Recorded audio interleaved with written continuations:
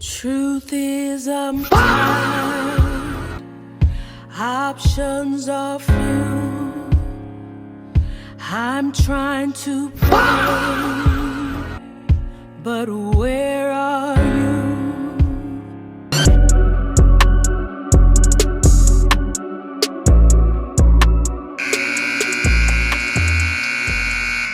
Yo, what's up? It's your boy Dizzy, and we back with another episode of Halftime with Dizzy, man. Appreciate y'all tuning in. I hope y'all feeling good, because I'm feeling good right now. I know y'all saw the intro and thought maybe the mood was going to be a little somber, you know what I'm saying? I'll be a little angry, but I ain't feeling too shabby right now, you know what I'm saying? Got the fresh cut. Shout out to Pa. Dre Blends on the gram, man. Got the big chop up top, you know what I'm saying? And that's not the only reason why I'm feeling good.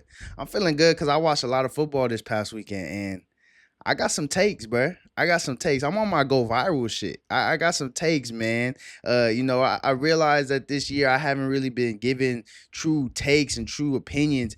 I just been kind of looking at film and looking at numbers and analyzing that stuff and just saying, what all of it means. But I really want to give an opinion. I really want to give a take. And like I said, we're going to clip it up and try to go viral. Now, I know you may think that means I'm going to be bullshitting and, just saying whatever. But nah, we're going to really break some shit down. And I'm going to tell you why I believe the things that I believe after watching all the football I watched this weekend. Man, it's hot. I got sweat in my eye and shit. But we're going to keep rolling. You feel me? Before we get into the game plan, I want to say this. Happy Halloween. Happy Halloween. Let's get into the gameplay, man, for this episode. We're going to start with the halftime headlines, man. Two top five takes after this weekend. Like I said, I watched a lot of ball, and I got some takes that I want y'all to hear, and I want to hear y'all opinion on them, man. Top five teach tape moments. We're going to break down some film with that. He's Diffie, the predictions, halftime speech, of course, and I got a big announcement at the end of the video after the halftime speech, man. So other than that, really ain't got much to say, man. You already know we chasing 350 subscribers by the end of the football season. If you're not subscribed already, please hit that subscribe button. If you are subscribed, share this video with a friend, man. We trying to hit 350 by the end of the football season. I'll be giving away a t-shirt with a Too Nice logo on it. If you can't wait till then, hit your boy up, man. Let me know what your size is, and I'll get it made for you. It's going to run you about $30. I take the Cash App, the Zelle, Cash, Venmo, PayPal, check, whatever. Don't ask. I said don't ask. I said don't ask. No questions. Just give the money. Let's get right into the show, man.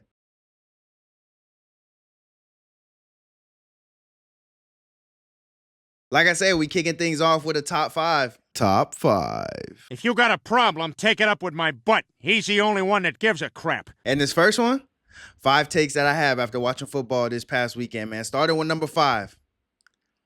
I think Ohio State gonna flop.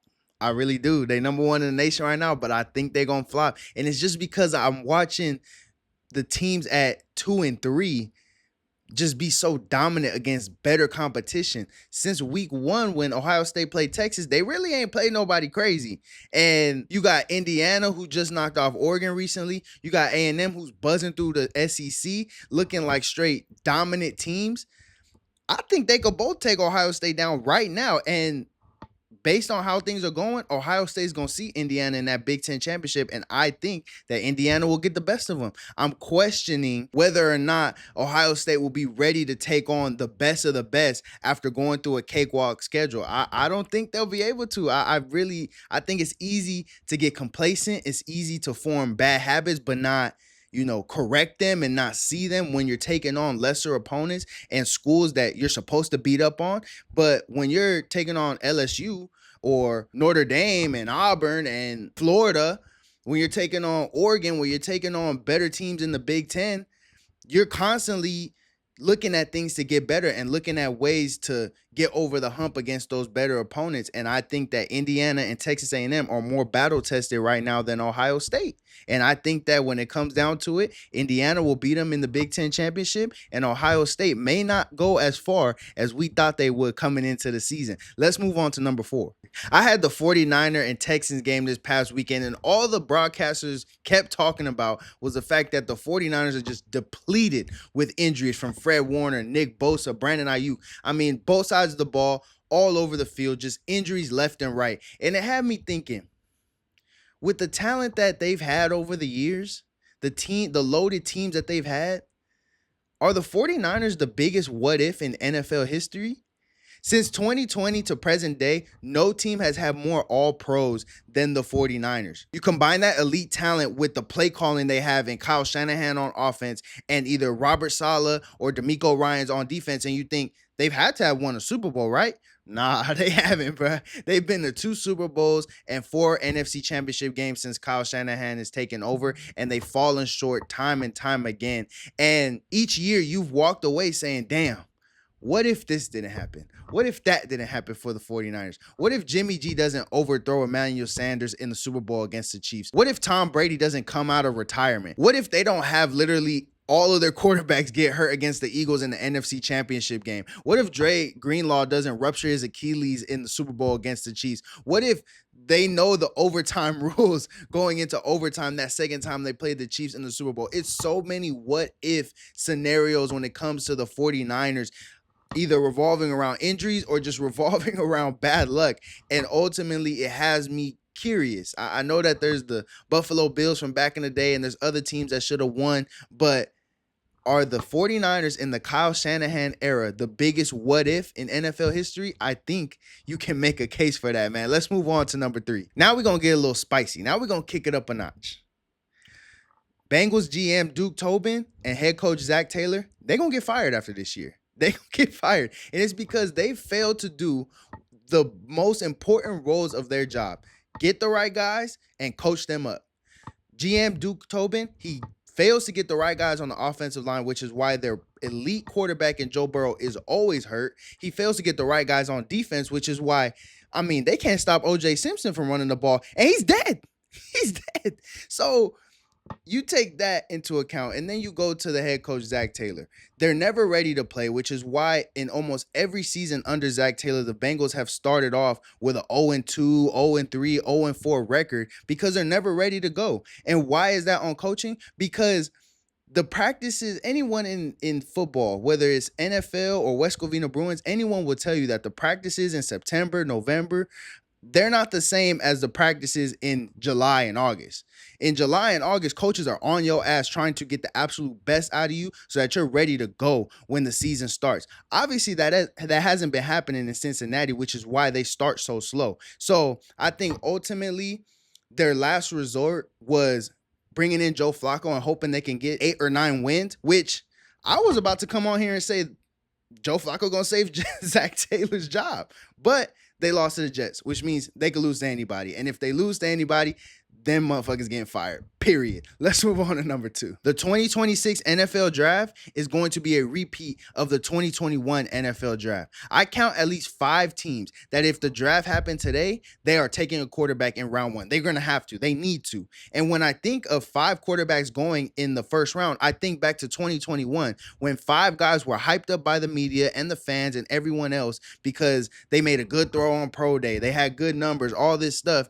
And so what happened? They got drafted high by teams that just sucked organizationally and structurally, but they expected their first round quarterback to turn that around. They couldn't. And so now all but one of those quarterbacks are on different teams because the team that drafted them said they were a bust and they couldn't do what they ultimately needed them to do, even though it wasn't on the quarterback. It was on the fact that the team just sucked. Everything else around them sucked, but they want to blame the quarterback because they were hyped up and drafted so high. I think that is going to happen again this year. According to Pro Football Focus, the 5 best quarterbacks in this 2026 draft: Fernando Mendoza, Dante Moore, Lenore Sellers, Ty Simpson, Sam Levitt. Are any of those guys generational guys that you would say your favorite team should spend their first round pick, especially if it's high, on one of those guys and count on them to turn the team around? Do you think that a Lenore Sellers can turn the Saints around? That a Ty Simpson can turn the Browns around? That Sam Levitt could turn the Raiders around? I don't think the answer is yes. But what's going to happen is those guys are going to go out, they're going to test well, or they're going to have a good highlight or two, or Mel Kiper's going to get on TV and say, this guy has the highest ceiling since Peyton Manning. We're going to see them make a ridiculous throw on air to a receiver and think, okay, yeah, he should be a top 5 pick. He should be the number 1 quarterback taken. And they're going to go to a team like the Saints. They're going to go to a team like the Raiders, who just suck organizationally. They suck structurally, and they don't have the pieces around for any quarterback to be good. And what's going to happen is they're going to be bad. The quarterback's going to be bad. And then in a few years, we're going to be calling them a bust, and they're going to be on their way to the next team. I think that the 2026 draft is going to be just like the 2021 draft. Let's move on to the last take. Number one, I hope Coach Ricks is watching and anyone else who's a Florida State fan. It's about them Seminoles, man. You saw it in the title. I think Coach Mike Norvell going to get fired.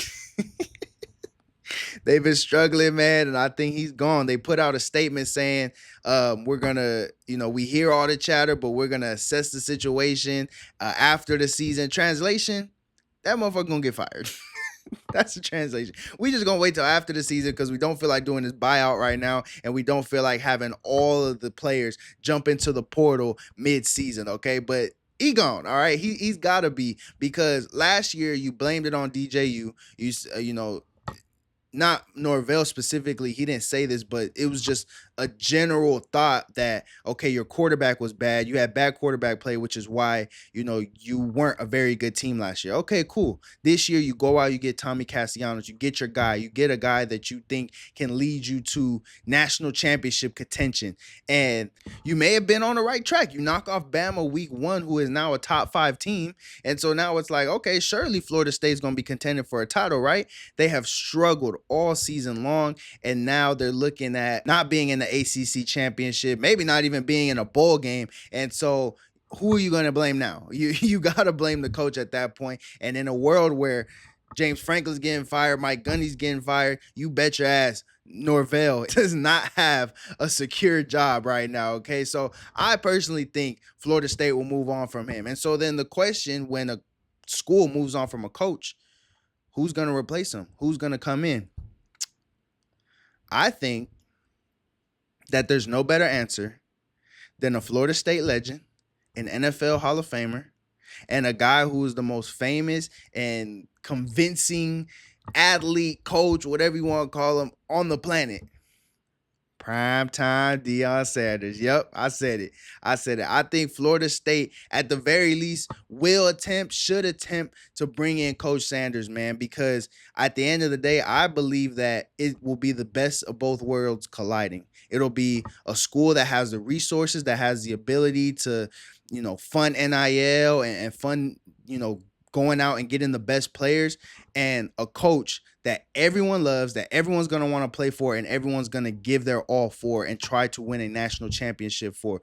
First of all, when it comes to funding, you don't think boosters are going to come back to Florida State to give money to Deion Sanders? That's taken care of.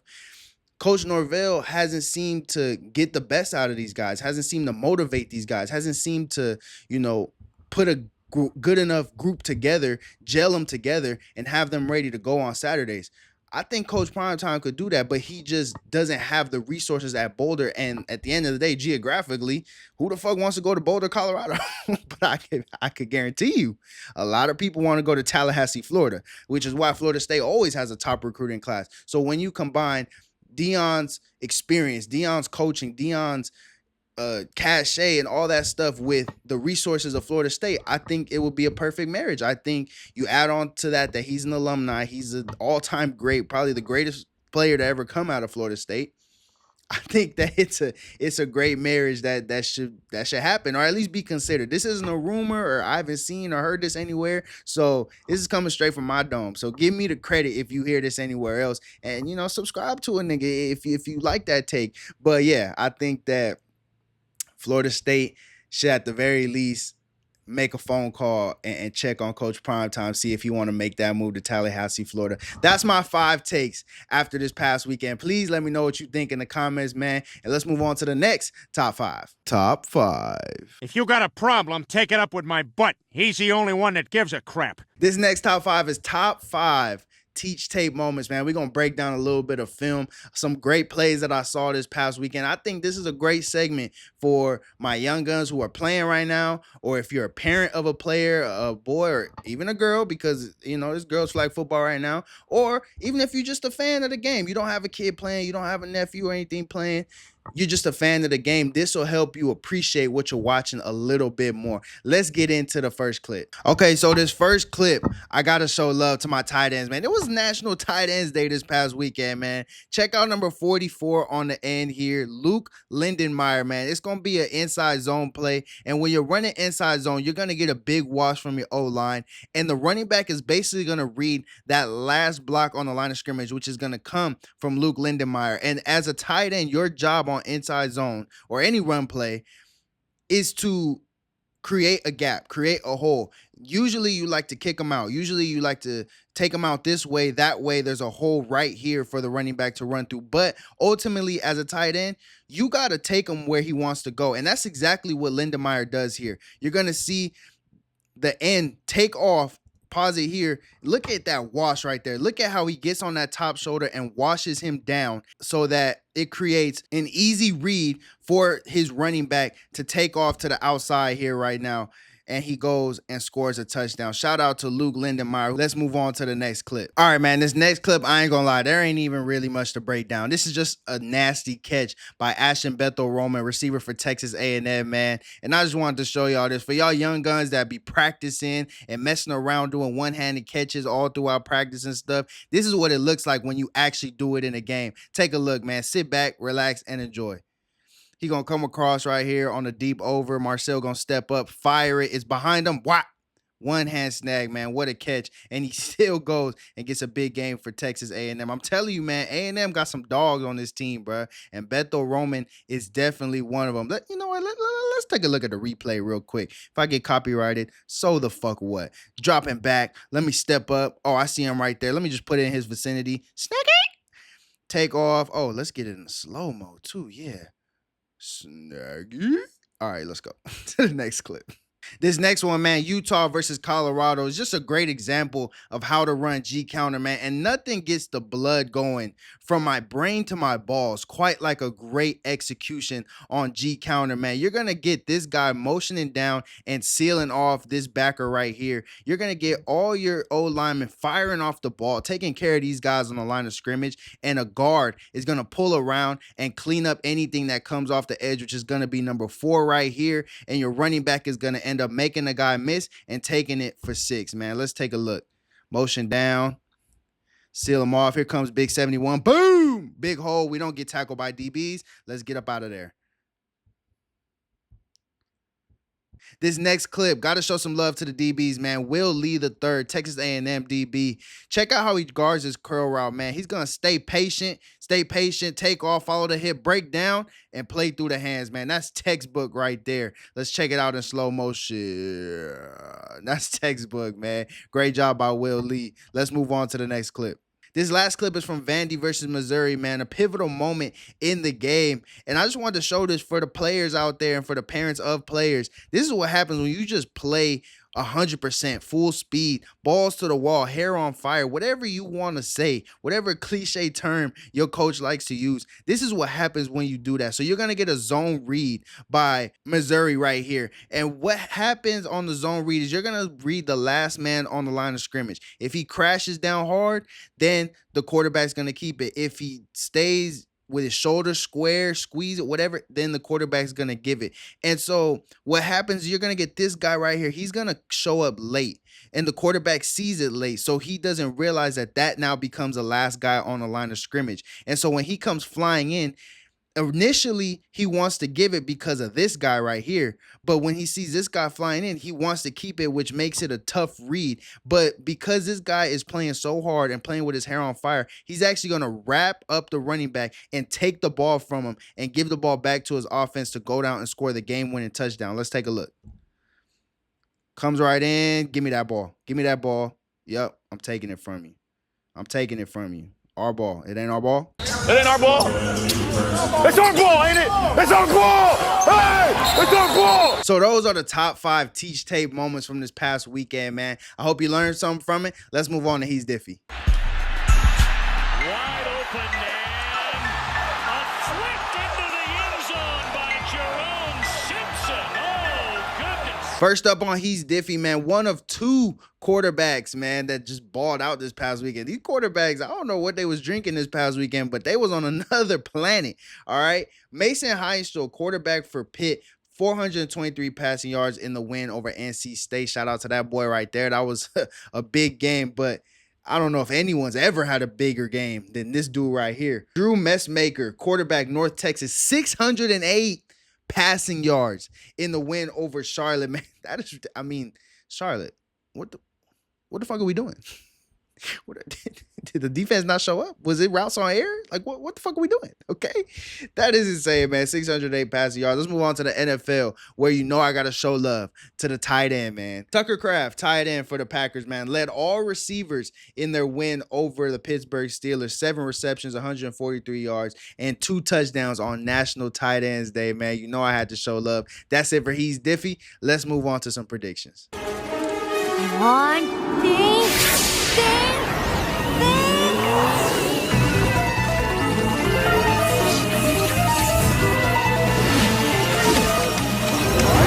I'm just going to buzz through these real quick, man. First up on the list, Arizona heading down to Boulder to take on Colorado, man. I got Arizona winning this game. I'm sorry. Did you interview Noah Fafita? Oh, okay. I got Arizona winning this game. Next up, 17 Cincinnati heading down to take on 24 Utah. Oof, that's going to be a good one. Give me Utah. Give me Utah to win at home, man. Upset win there. Another one that I think will be an upset, 18. Oh, actually, no, this ain't going to be an upset. I'm reading the shit wrong. You know what I'm saying? Ever since I left school, I don't read much. So it's hard for me to read sometimes, all right? But forgive me. 18 Oklahoma heading down to take on 14 Tennessee. I got Tennessee winning. That's not an upset, all right? That's what's supposed to happen. All right, I got Tennessee winning. NFL, man. Colts, Steelers. Give me the Colts. The Colts are rolling right now. Jonathan Taylor's looking like the best running back in the NFL right now. So give me the Colts to win this game on the road. Broncos taking on the Texans. I got the Broncos winning on the road as well. Best defense in the NFL right now. And CJ Stroud and this offense, you know, they had a good game against the Niners, but the Niners are really banged up. You know, I don't think that the Texans O-line stands a chance against this Broncos D-line. Last up, probably the game of the week, Chiefs, Bills, man. Everyone always looks forward to this matchup every year, and the Chiefs always find a way to win it. Give me the Chiefs. They're rolling right now with Worthy back, Rashee Rice back. Mahomes is looking good. This defense is seeming to pick things back up. I got the Chiefs taking on the Bills, who have been struggling lately. Those are my predictions for the week. Let me know what you think in the comments. Let's move on to the halftime speech. The Cinderella story is over, man. Right? They're fighting for clicks, we're fighting for wins. There's a difference. Right? There's a difference. I'm hurt, dog.